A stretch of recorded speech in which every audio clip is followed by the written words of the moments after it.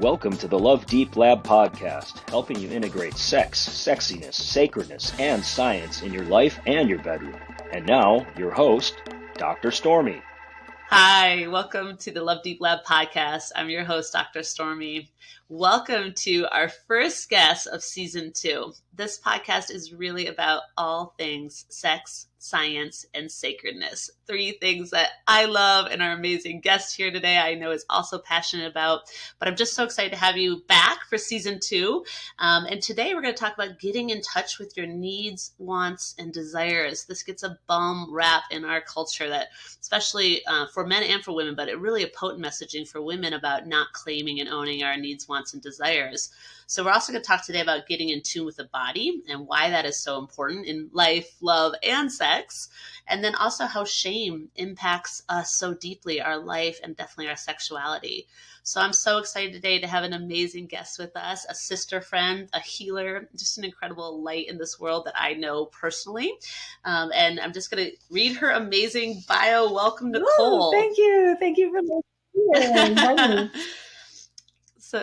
So happy to share time. So Nicole Doherty Ananda has been serving the wellness industry for 13 years as a women's empowerment coach, trauma-informed emotional healer, shamanic Reiki master, transformational breathwork trainer and facilitator, and ERYT 500 Yoga Alliance certified teacher, trainer, and a mama. She's also the founder of the Priestess Within Sisterhood Facebook community and her 6-year signature course called Unleash the Priestess Within and Thrive. And now the podcast, Unleash the Priestess, on She Speaks Radio. So welcome, Nicole. Thank you. It's so awesome to be with you again. I love you so much. I love you too. I'm so excited to share you with our listeners and our watchers. So we're just going to I was thinking about, as I was kind of holding space for our session today, I was thinking about, I would love it if you would share a little bit. I know a little bit of your story, but a little bit of how did you come to be such an amazing light in this world and such an amazing healer in this world? A little bit about your own journey. Oh my goodness. Thank you for offering me the space for that. So, there's many ways I could take this conversation, but in light of where we're going today and talking about shame and the body and sexuality, I'd like to really express that my background, my history comes from personal experience with my own versions of shame and sexuality and rape and abortion and some traumas that people suffer, on our planet and in their lives really deeply. And going through those experiences and seeing my own transformation through them and what tools and processes I use to heal, that's it, right? It's like we're using our own life as the laboratory for our learning. And I've built my courses and my platform and my work all around becoming what I call a survivor or a thriver of those experiences. They don't claim me anymore. They don't own me anymore. I look at them with very deep compassion and love and kindness, and just would love to share anything that I can around those types of experiences for people to understand that their trauma does not need to be the only story that they hold, right? It's an important story, but there's always a teaching on the other side of it. And there's always self-responsibility as well. So when I really look at all of the experiences that I had, it's definitely my inner child and my modeling and my parental guidance and things like that. And not to blame my parents either, but just to know that was part of it, right? That those experiences happened because of the lens that I was carrying in my own life. And then, to understand the experiences themselves, and that there's always 2 sides to every coin. There's always 2 people within any relationship, even something that's a sexual assault, believe it or not. And some people might get triggered by that. And on the other side of that, then there's the ways that we get to learn how to forgive ourselves and forgive other people and find that deep self-love.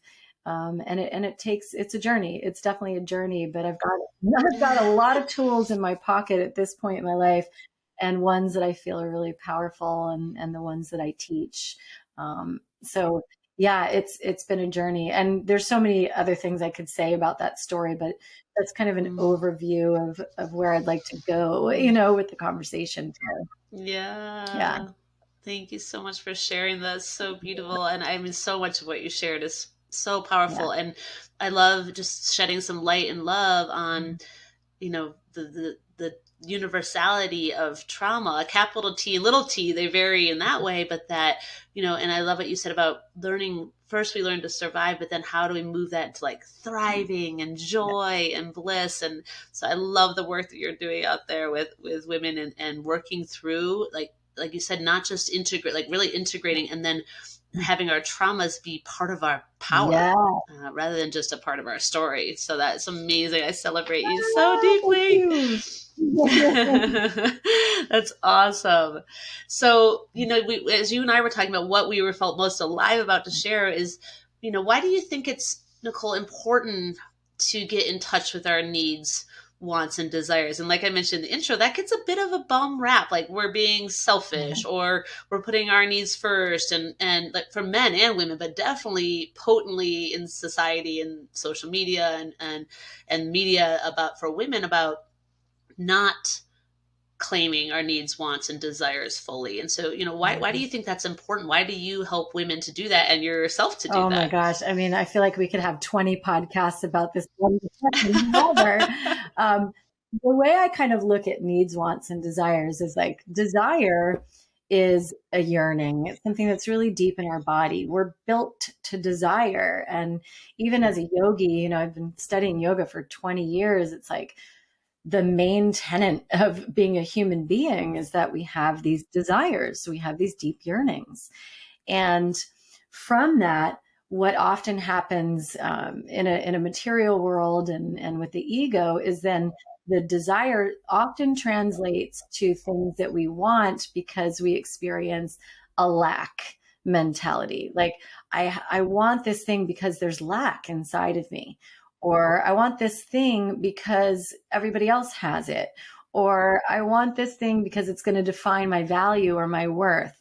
And then subsequently, we feel like we really need it. And this is consumerism at its core. You are broken, so grab this lotion for your face, because now you won't have any wrinkles. Or they point out everything that we don't have. So we have this strong want and then this absolute need for something outside of ourselves.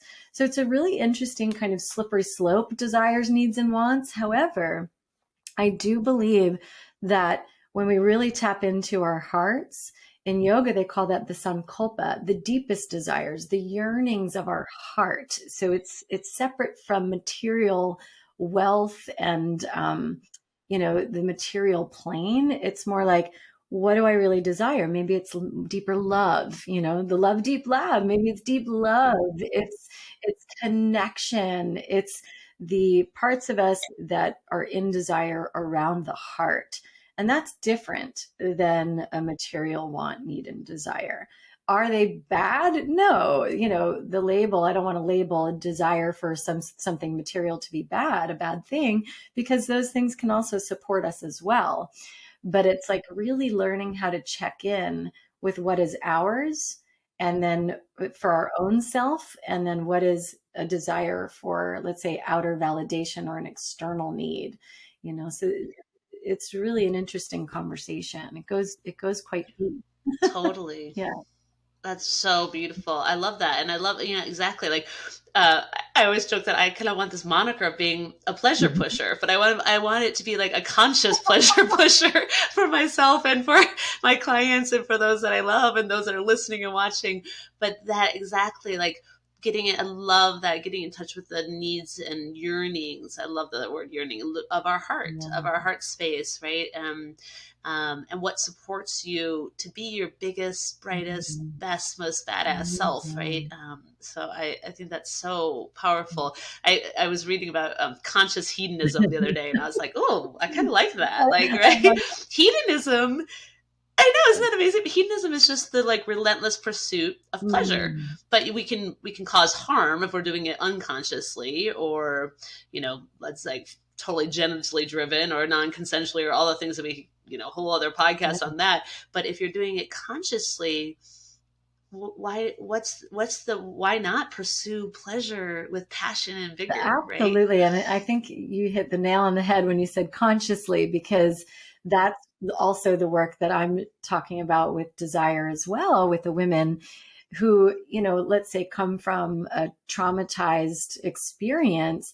They are not having desires, needs, or wants in their lives. They're shutting them down unconsciously, subconsciously, because of their trauma. So we were talking a little bit earlier about martyrdom, right? So martyrdom as a shadow behavior, as an unhealed, unresolved version of ourselves, let's call it, is the one that does not put their needs, their desires, or their wants in front, or it's not even conscious. They just completely put themselves on the back burner. So often martyrs, let's say, are taking on the experiences, the pain, the projections, and the unresolved feelings of, let's say, their parents when they're children, and they're using that information to create a story within themselves that says, I'm at fault. I don't deserve anything. I'm going to sabotage myself because I don't deserve anything, or I don't have any needs. Like when there's women who suffer severe trauma and feel victimized, as an example, they often shut down or disassociate, go into the fight, flight, or freeze response.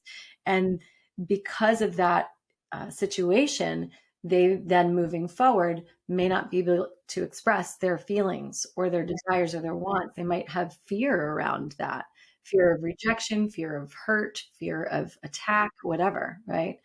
And so those are the women that come to me, and I'll say, what are your desires? Like, you and I would be like, what's your pleasure?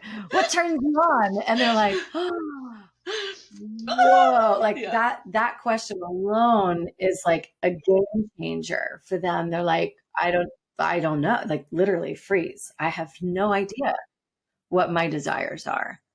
And that's when they're, in their lives adopting other people's desires, other people, right? It's kind of like that almost sheep mentality. Please tell me what my desires are. Please tell me what my wants are. Please tell me what my needs are, because I don't know what they are. It's really interesting. Yeah. Right. So do you believe in your work, your experience also, that when we abandon our desires, our needs, our wants, we may move into numbing, you mentioned, or dissociation or martyrdom, and then other things as well. Is that, so what would you say is the really tender consequence when we abandon our needs, wants, and desires for whatever reasons we do? Like you said, family of origin, trauma, so many things contribute to that. But what is the consequence of abandoning our needs, wants, and desires? Yeah, I mean, I feel like this is where the word shame comes up, or blame.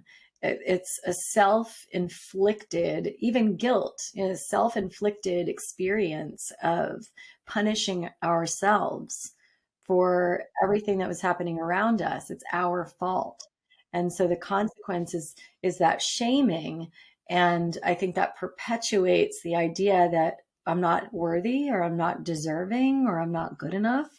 And then what I see often are things like disassociation or body image, not accepting my body, or not experiencing pleasure, probably is a big one, or not even having, healthy relationships, having toxic relationships that perpetuate that story of not being good enough, not deserving. Mm-hmm. Yeah. That's so powerful. And how do you, when you said shame, I could literally just like feel it through my whole body, right? It's such a visceral experience. And like so how do you start to work with your clients and in your own journey, shame, not versus, but maybe shame compared to guilt? Like what's the difference on how we internalize shame versus guilt? Yeah, that's so interesting, because as far as I see, they're kind of located in the same place of the body. Like I tend to work with my clients in the experience through the chakra system, because that's my lens working with yoga and energy work and as a Reiki practitioner. A lot of these dense energies exist in the body, and I see them often in that sacral chakra area, which is the sexual chakra, or the center where we experience pleasure. And so guilt and shame, when they're in those areas of the body, can block creativity. It's a creative center. It can block our bodies from feeling pleasure. It can also block our voice, because that chakra is so highly connected to the throat chakra. They're both very vibratory, right? Orgasmic. They're vibratory centers, right? And so are our vocal cords. And as we know, we've seen those pictures, right, of the yoni and the vocal cords looking almost identical. They're so tied together. And if you think about shame, it's like this inward, it's a self-punishing energy. So it's a very inward, introverted, deep place where we retreat as children into our bodies, saying like, I don't know what to do. And so I'm just going to kind of hibernate in here and hide. And so that the way that I start to work with that energy with people is through inner child guidance, like guided imagery with the inner child, imagining the inner child, self-resourcing, pulling in other resources, like let's say it's a Kuan Yin energy or a Mother Mary or Superman or Superwoman, and seeing other characters, if you will, or avatars come in and help you and help to rescue, or at least give support to that inner child when that inner child did not have support around her or him. I mean, typically I'm working with women, but I've also worked with men around this too. And it's like, we all need as children that resource. And if we didn't physically have it in the moment, we can imagine that into being and literally rewrite the script and feel then the somatic effects of that within our own bodies, which is really interesting. There's so many tools, right? It's like I could go on and on, but I would definitely say guided imagery is a really powerful tool that I use, as well as embodiment types of experiences. And I know this is your work, and we talked about this on my podcast, which is like the senses. How do we enlist all of the different senses to create a new experience or a clearing of our experience through our body, right? Right. Amazing. And I love the inner child work. It's so tender and like magical, in my opinion. It's so sweet. It's and freaking hard as shit too. That the inner child work is really challenging, but so amazing. Such beautiful shadow work you do. Like, and for our listeners, like talking about shadow work, bringing in the unintegrated parts of ourselves, the parts that we disowned or were disowned. Either we were shamed or we integrated as shame, and so we've relegated them to these are not okay parts. And then Nicole does amazing work. I also do shadow work with my clients about how do we bring them into the light, because they're only in the dark. They're only shadows when they're in the dark, right? If we can bring them into the light. And so inner child is an incredible, I think if I had to, pick a tool, it'd be really high up on my list as well, as far as potency and transformation potential with that. Sweet. It's so sweet. And it's, I think people are like, how does inner child relate to sexuality? And I'm like, inner child totally relates to sexuality. It's everything. One of the things that that I've learned through, we've talked about the Sophia Code, the Sophia Code book. They talk a lot about the child and the innocence and the purity of the child. But the child is like the closest connection we have to source. And so it's that part of us that is really eternal.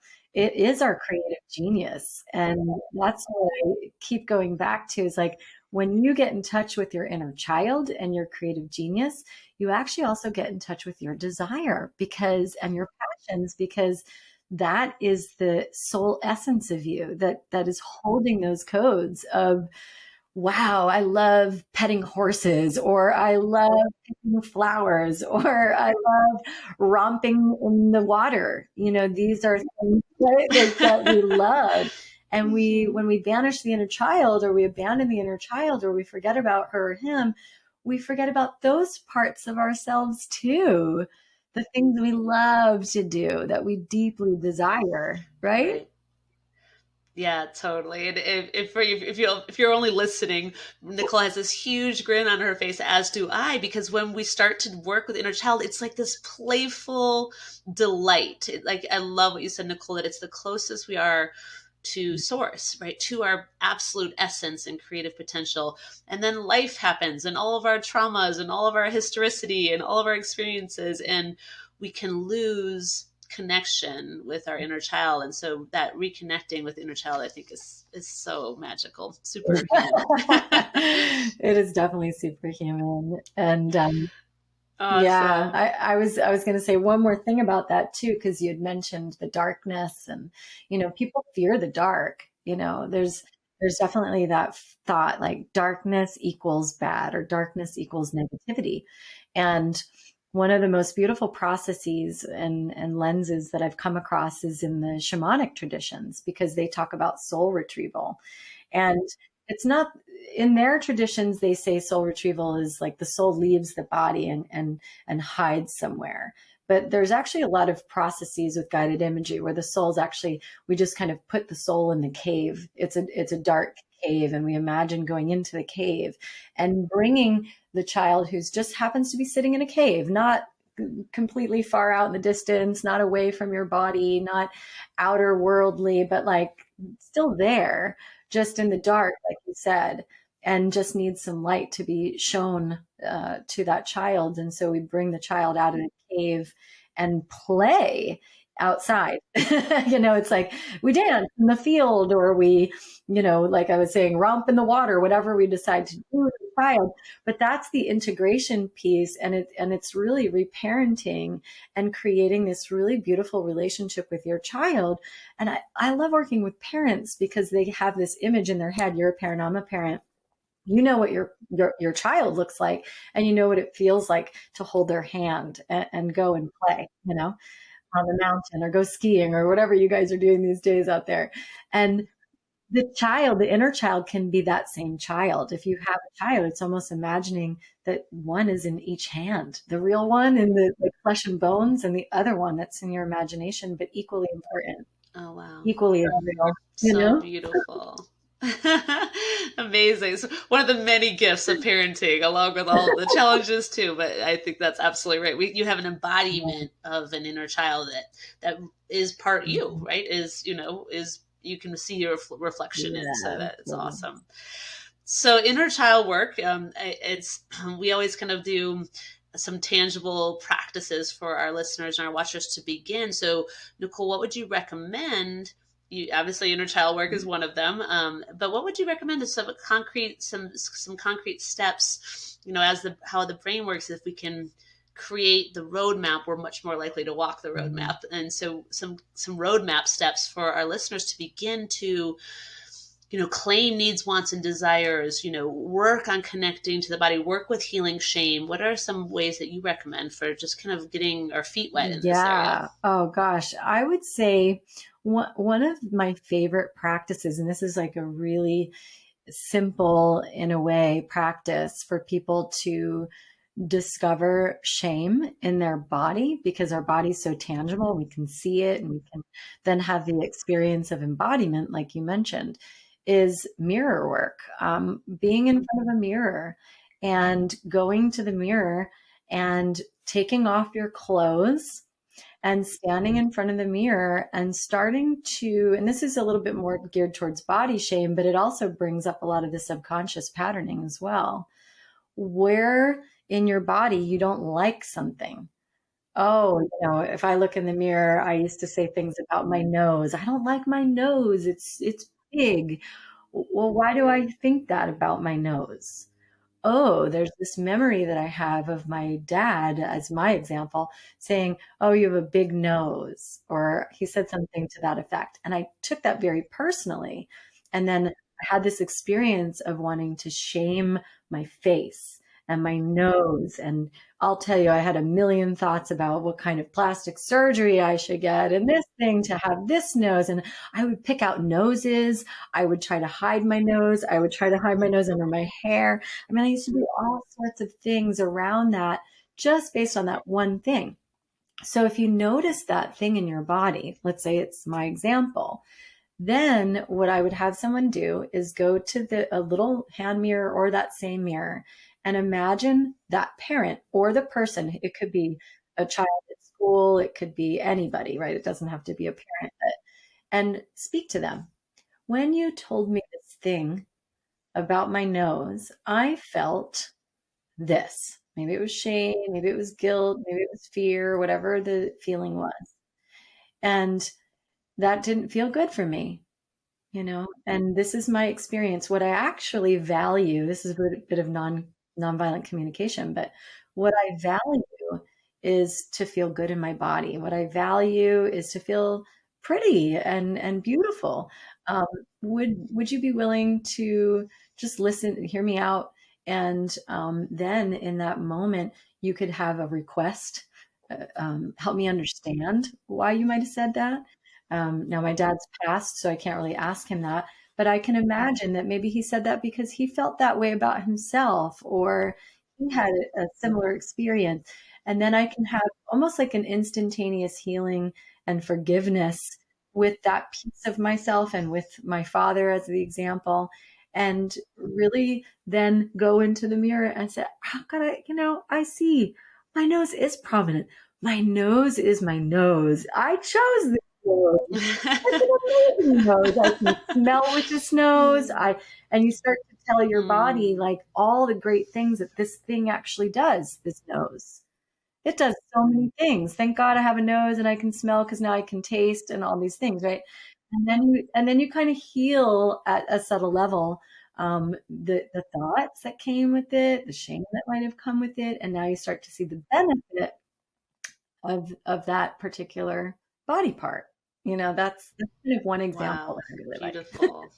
Oh my gosh, that's amazing. That's a beautiful concrete mirror practice. That's really deep, though. Really, like you said, really gentle as far as resourcing and nourishing, but also really deep. That's really beautiful. Yeah. I have not done that particular practice. I'm totally going to do that. Because it really changed my life. And I kind of made it up based on other practices that I've received over the years. But to sit and slow down, because we often just kind of brush things off, don't we? And to take the time. It's not just a checklist item. I know myself, I'm a taskmaster. So I'll give this and people say, oh, I went in front of it, I did it. And I'll say, how long did it take? And they'd say, oh, like a couple minutes. I'm like, no. Like, I want to do this like an hour, like really do the work, Yeah. Totally. That's beautiful. The mirror practice. I love that. And do you have another practice you could recommend just to begin working in shame or embodiment or owning your desires? Yeah. Here's another one that I love. And this is probably the most simplistic. This couldn't be more easy.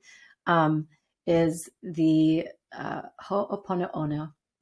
This probably the Hawaiian technology in prayer.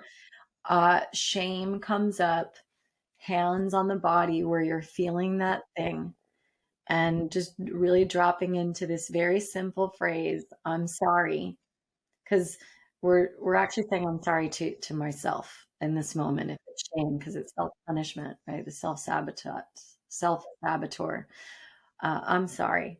I just took that on. I'm sorry that I'm feeling like I need to own that I'm at fault, or I'm sorry that I'm making you wrong, or I'm sorry that I'm punishing you in this moment. Please forgive me, right? I know not what I do. Please forgive me. I'm learning in this moment. I'm sorry. Please forgive me. Thank you. Thank yourself for stopping and taking that pause and putting your hands on your body and resourcing. I'm sorry. Please forgive me. Thank you. I love you. And then giving yourself love. Maybe you celebrate something in that moment. Like, I know if it were your work, you'd give us a piece of chocolate. And I love it. Give yourself a piece of chocolate. That's amazing. I love that prayer. I had that experience in Hawaii with a masseuse who was singing that gently in my ear for in my mind, it was the whole massage, but I'm sure it was just a portion of the massage, but I'm just bawling. It was a massive therapeutic process for me. And I just actually get full body chills every time I hear that prayer. It's so beautiful. That's stunning. I love that so much. Yeah, and you, Nicole, this woman has a voice of an angel. I have heard her sing many times, and so you hopefully you get to sing it to your clients, because that would be amazing. Yeah, and healing work. I mean, our voice is so powerful, and I know you talk about the senses all the time, but a lot of this healing that we're talking about is utilizing all of these different senses. Like you were just being touched and sung to simultaneously. There's something really beautiful about having those embodiment experiences. It's not just like a mental mind shift, although that's important too, but it's having that visceral, palpable experience in my body. Totally. Yeah. Amazing. Yeah. Oh, thanks so much for sharing that. That's so sweet. Now I want to go get another massage like that. I do too. Awesome. So we also, when we have a guest on the Love Deep Lab podcast, we do a little speed round of questions. Okay. So are you ready? Yeah, are you ready, Nicole? Get responses, I suppose. Yeah. Yes, exactly. So no prep, no preparing, just your essence. So we have 3 pillars to this podcast. It's sex, science, and sacredness. So the first question for you, Nicole, is what right now makes you feel really sexy? What makes you feel sexy? Oh, yes. I would say I've been dressing up, and that might sound like frivolous to some, but honestly, as a mom who's often in her sweatpants and all of that, I love getting in a sexy dress, curling my hair, putting on some makeup, putting on a set of heels, and going out dancing and yeah, big time. Yeah, yeah, yeah.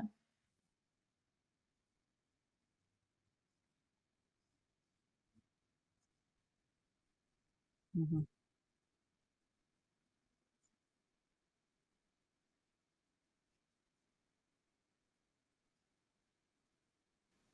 Yeah, I would love to say somatic work. I have a great somatic research. I mean, she does such amazing work out here in Ashland, and I've been going and seeing how the things that I'm talking about, these inner child traumas, et cetera, live in my own body, and re-experiencing things through the somatic experiencing that she's placing me through, like these experiences, and watching what my body's doing. So I would say somatic work and breath work, because breath work also is something I'm trained in.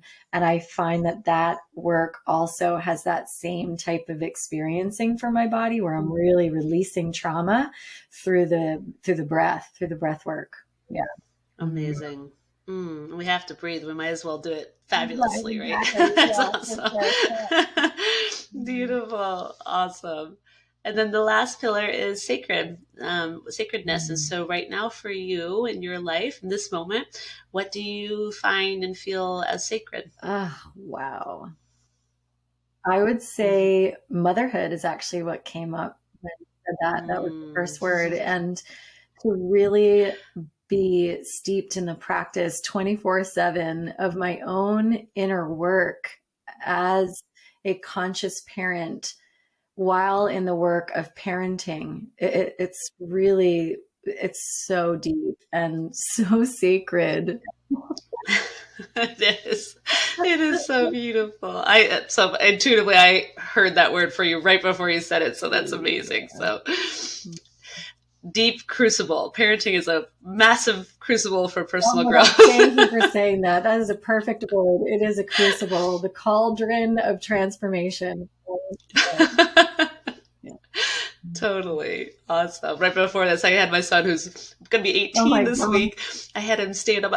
I was sitting by the fire. I said, stand up. He's like, what? I said, I just want to hug you. And I think it's just he's going to be 18. I'm like, in my mind, he's going to be an adult. It's like he's still home, but there's this transformation, this marker of time. And I was like, I literally hugged him, for him, bizarrely long. I just wanted to hug him. Mom. He's like, all right, enough. So funny. Awesome. Well, thanks for sharing those. And so before we close, how can our listeners and our viewers find you, follow you, work with you, learn all about the amazing things you are doing in this world? Thank you. They can reach me on Instagram. It's Unleash the Priestess. And my course and all of the intuitive work and healing work that I do can all be found on my website. So they can kind of choose their path if they want to work with me. And there's like a free link to a 15-minute chat because I do a lot of different things. And so locating what you'd like to do if you want to do something, that's a good way of reaching me. So it's NicoleAnandaCoaching.com. NicoleAnandaCoaching.com. Okay. Yeah. Awesome. And we'll put all of this in the show notes and the bottom of the video when it goes on YouTube, so you can find Nicole. I definitely recommend following along with her. She is a force in this world for sure. Thank you so much, Stormy. I love you. Yeah. Love you too. Thanks for sharing time. Yeah, thank you. And thank you to our listeners and our viewers. Thank you for tuning in, for watching today. And thank you for being brave and opening your hearts to love deep.